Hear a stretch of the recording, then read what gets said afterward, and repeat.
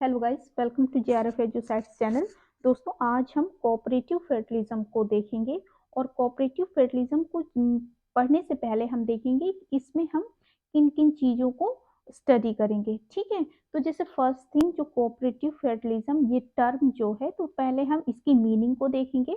फिर इसके बाद कोऑपरेटिव फेडरलिज्म के डिफरेंट टाइप्स को देखेंगे। डिफरेंट टाइप से यहाँ पे हमारा क्या मतलब है कि जो फेडरल सिस्टम होता है ये डिफरेंट कंट्रीज में, ठीक है, जैसे कि इंडिया के कॉन्टेक्स्ट में हम देखते हैं तो यहाँ पे फेडरल सिस्टम है वो थोड़ा सा अलग हो जाता है। वहीं जो आप यूएसए एंड कनाडा का जो कॉन्टेक्स्ट देखेंगे वहाँ का जो गवर्निंग सिस्टम है तो वहाँ का जो फेडरल सिस्टम है वो इंडिया से डिफरेंट हो जाता है।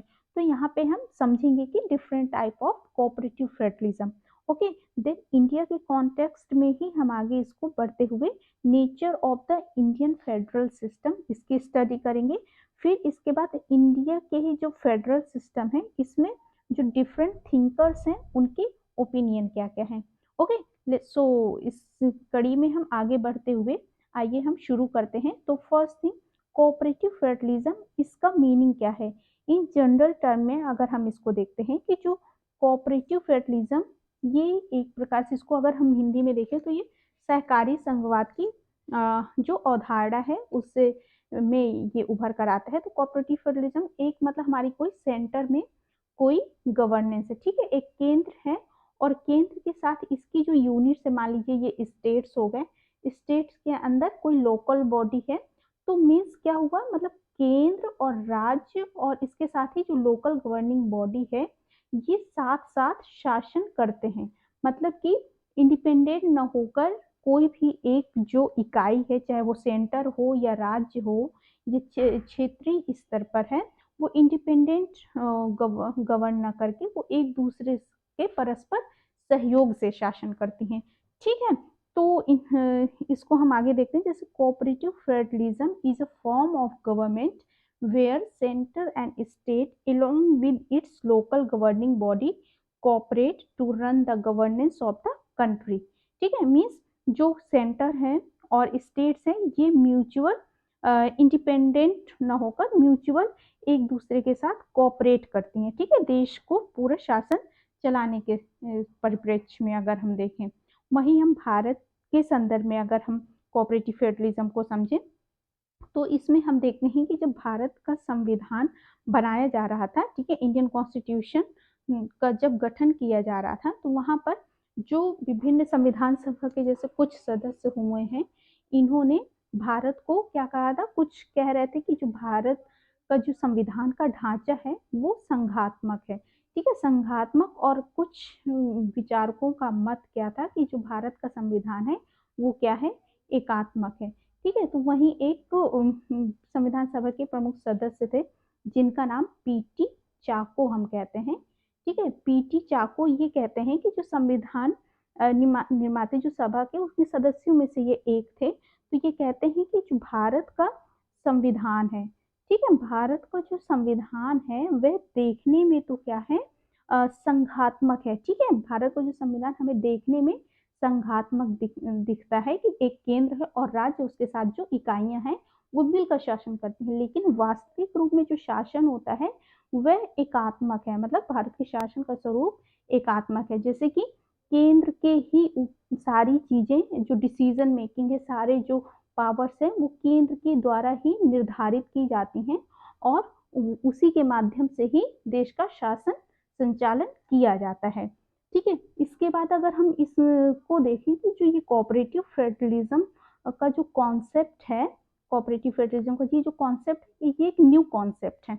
इसको भारत के संदर्भ में अगर हम इस तरीके से समझें कि कह लें कि 1990s के बाद, ठीक है, 1990 के दशक के बाद की जो अवधारणा है इसमें भारत में जो सहयोगात्मक संघवाद की अवधारणा है वो व्यवहार में हमको दिखाई देती है। ठीक है, स्वतंत्रता के पश्चात मीन्स कह लीजिए 1947 संविधान लागू होने के 1950 के बाद भारत में एक केंद्रीकरण की प्रवृत्ति तो पाई जाती है, लेकिन जब भारत में एलपीजी, लिबरलाइजेशन, प्राइवेटाइजेशन और ग्लोबलाइजेशन को इम्प्लीमेंट किया जाता है तो वहां पे हमें कोऑपरेटिव फेडरलिज्म ज्यादा व्यवहारिक रूप में दिखाई देता है।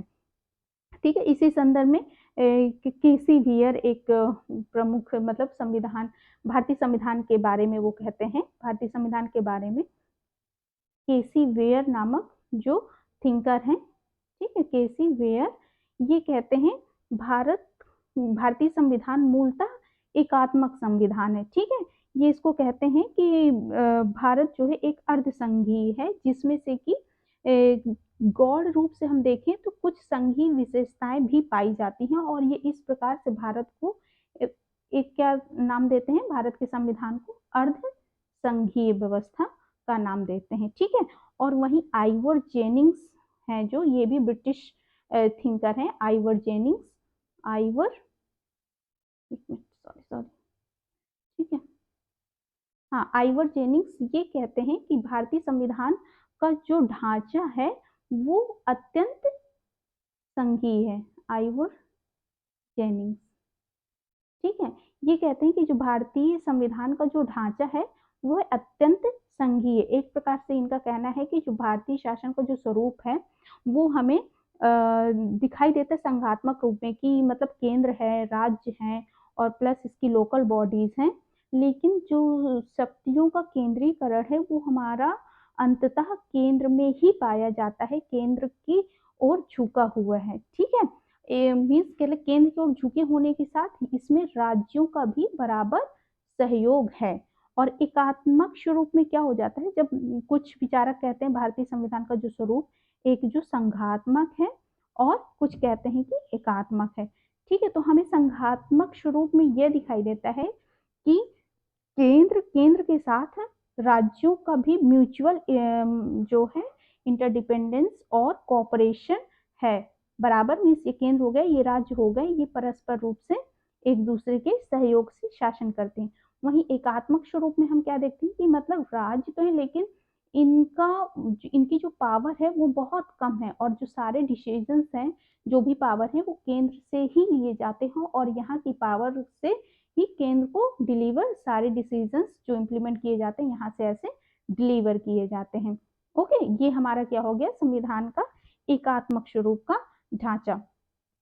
और वर्तमान में हम परिप्रेक्ष्य को अगर देखें कि इससे हम कैसे रिलेट कर सकते हैं, ठीक है, भारत में जो संविधान का जो संघात्मक ढांचा है उसको हम कैसे रिलेट कर सकते हैं, इसको हम इस तरीके से देखते हैं जैसे कि भारत में पहले योजना आयोग था, ठीक है।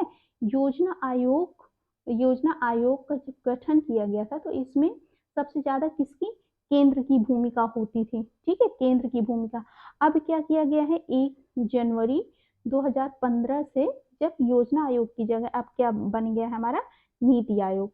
तो इसका उद्देश्य क्या है, हम देखते हैं कि जो नीति आयोग का गठन किया गया है, ये एक प्रकार से अब भूमिका मतलब केंद्र से ज्यादा बढ़कर राज्यों की भूमिका को अधिक इसमें बढ़ावा दिया गया है। अब क्या है, इसके माध्यम से किया गया है कि अब हम केंद्र में जो भी निर्णय लिए जाएंगे तो निर्णय लेने से पहले हम राज्यों से पूछेंगे, ठीक है, हम सलाह लेंगे, फिर वहां से जो भी सजेशंस आते हैं राज्यों, इसके बाद क्योंकि राज्यों की प्रॉब्लम जो है वो राज्य ज्यादा बेहतर तरीके से जान रहे हैं, फिर यहाँ से जो भी मतलब निर्णय या जो भी दिशा निर्देश जाते हैं केंद्र को, फिर केंद्र इसके आधार पर उन नियमों को बनाएगी, और फिर वो नियम किस आधार पे ज्यादा बेनिफिट हो सकते हैं, मतलब केंद्र राज्य को ज्यादा अच्छे तरीके से सहयोग मिल सकता है, शासन और अच्छे तरीके से चल सकता है, इसके आधार पर नियम बनाकर फिर हम राज्यों में और पूरे देश में उन नियमों को लागू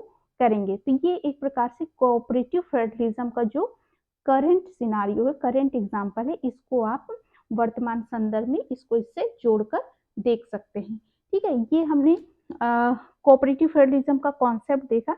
अब इसके बाद नेक्स्ट हम इंडिया के कॉन्टेक्स्ट में भारतीय संविधान का जो एकात्मक स्वरूप है, ठीक है, अभी जैसे हमने संघात्मक स्वरूप देखा, वहीं अब हम इसके एकात्मक स्वरूप के लक्षणों को देखेंगे कि किन किन आधारों पर हम कह सकते हैं कि जो भारत का संविधान है वह एकात्मक स्वरूप मतलब उसमें समाहित किए हुए है, ठीक है।